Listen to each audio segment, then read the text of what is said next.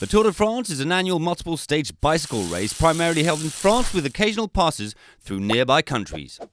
Held over 3 weeks spanning July, it's a grueling test of human endurance covering around 3,500 kilometers, stretched over 21 stages over multiple styles of terrain. That's roughly the distance from London to Tel Aviv, New York to Las Vegas, Kathmandu to Shanghai, or Melbourne to Perth.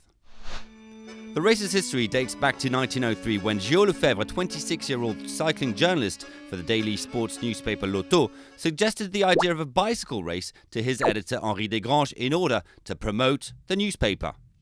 Henri liked the idea and the inaugural race was held over 19 days from July the 1st to the 19th.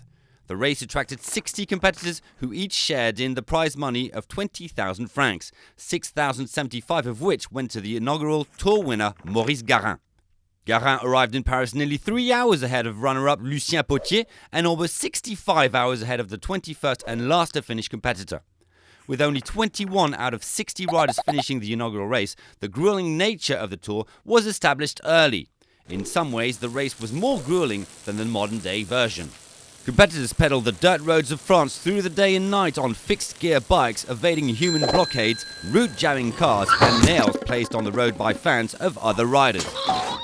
The first tours were open to whoever wanted to compete. Most riders were in teams organised according to bicycle brand names who looked after them. The private entrants were called touristes routiers, tourists on the road, and were allowed to take part provided they make no demands to the organisers. Some of the tour's most colourful characters have been touristes routiers. There was no place for individuals in the post-1930s tours, and the original touristes routiers mostly disappeared, although some were absorbed into regional cycling teams created by Henri Desgranges. Night riding was also dropped after the second tour in 1904, when there had been persistent cheating when judges couldn't see riders. That reduced the daily and overall distance, but the emphasis remains on endurance. Desgranges said his ideal race would be so hard that only one rider would make it to Paris. The demanding nature of the race caught the public's imagination, and the race has been held annually since its first edition in 1903, except for when it was stopped for the 2 world wars. As the tour gained prominence and popularity, the race was lengthened and its reach began to extend around the globe as riders from all over the world began to participate in the race each year. Today the tour is a UCI World Tour event, which means that the teams that compete in the race are mostly UCI World teams, with the exception of the teams that the organisers invite. The modern editions of the Tour de France consist of 21-day-long segments or stages held over a 23-day period.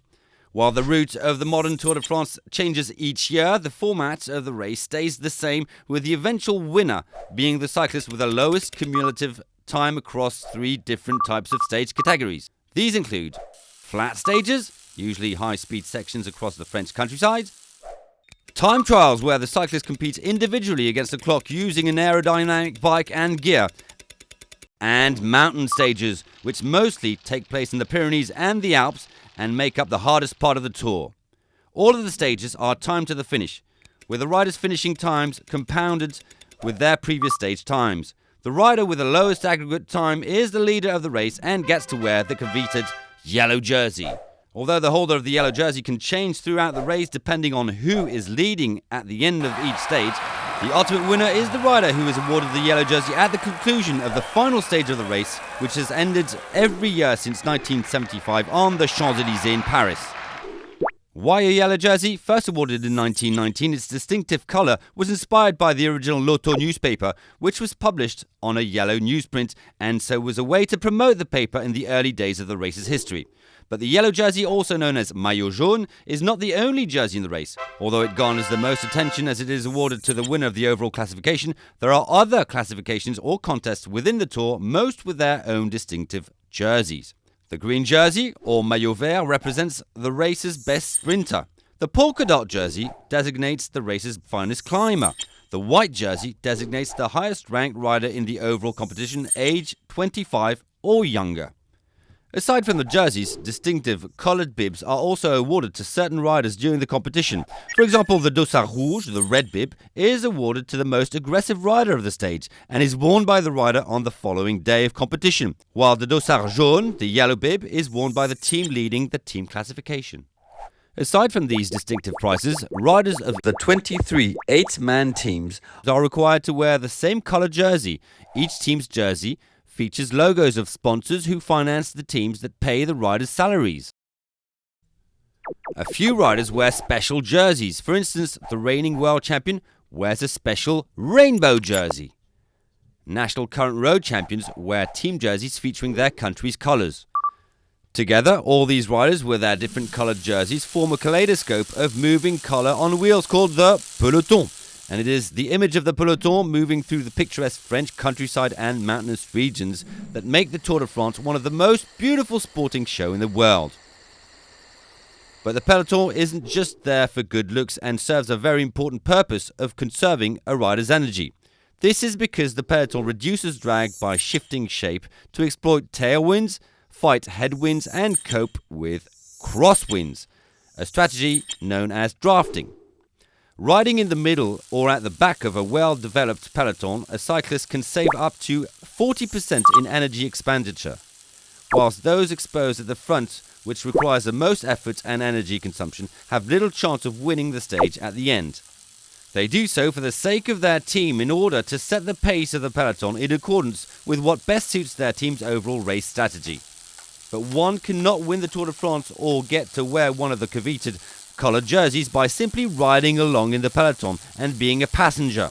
At some point, riders must break away from the pack if they hope to improve their overall standings in the race. When a group breaks away, the drafting strategy changes, resulting to different types of placed lines, such as the double paced line, where the lead rider pulls over to the side away from the wind and the following rider takes a short relay facing the wind before subsequently pulling aside. This has the effect of creating a continuously rotating pace line. When the pace line encounters a crosswind, an echelon will usually form, adjusting the double paced line at an angle so that the riders will naturally find cover. This is where team strategy can come into play. For example, if the breakaway consists of riders largely from the same team, all riders who are no threat to each other in the classification, then they can work together effectively to distance themselves from the peloton and rival competitors. If, however, the breakaway consists of a rider from a rival team or a threat in the overall standings, then riders will offer no assistance and make him work hard to stay within the group, sacrificing a lot of his energy. In fact, whilst the Tour de France is an individual event in the sense that every man pushes his own pedals to get around the course, a rider's individual triumph, at least to some degree, is the result of selfless teammates. It's rare for a cyclist to win a stage without acknowledging teammates who've put him in the position to ride to a triumph. Team members who are not in the frame for major awards known as domestiques do the donkey work that enables their leader to thrive or sometimes simply to survive. This may mean fetching and carrying water and supplies from the team car, or providing a small slipstream by spending a lot of time at the front of the peloton. Or it could even mean slowing right down to enable a colleague to catch up and pace him back into contention. A contender stripped of all his teammates in a breakaway or a mountain climb is very vulnerable and can result in what is known as cracking. Cracking, or hitting the wall, is what happens when a rider becomes completely exhausted and simply has no strength to carry on. When a rider cracks, they can dramatically fall away from the field, losing valuable time and, in some cases, drop completely out of the race altogether. Many Tour de France leaders have dramatically lost the Tour as a result of cracking, mainly on the mountain stages. In fact, often the most exciting moments in the race is when two riders competing for the overall lead in the Tour will battle each other up the mountain stages, mentally and physically testing each other's resolve and trying to force the other to crack. If a rider does crack or retires from the race, for whatever reason, luckily for him, there is the BROOM WAGON. The BROOM WAGON is the name of the vehicle that follows at the tail of the race, picking up stragglers or sweeping them up who are unable to make it to the finish of the race within the time permitted. It goes without saying that you have to be a supreme athlete to overcome the physical and mental challenges of the race, but you also need to have a good team, a bit of luck, and nerves of steel, as there are many hazards and obstacles that can play a significant part in determining the outcome of the race. For example, battling with the other 184 riders in the race can often result in massive pile-ups. There are many perilous descents on mountain stages where riders can reach speeds well in excess of 100 km an hour, where the slightest slip-up or mistake can result in a dangerous fall. Then there's the weather. Rain, hail and even snow in the mountains can mean for a bad day, resulting in falls or even catching a common cold, which can kill your chances of finishing the race. While on the flats, blistering heat and sun can result in chronic dehydration and fatigue. But the riders do not battle the Tour alone, and there are just as many vehicles that form a long procession of team staff, race organisers and media, all working hard to support the riders and bring the race and the beautiful pictures of the Tour live to a global audience.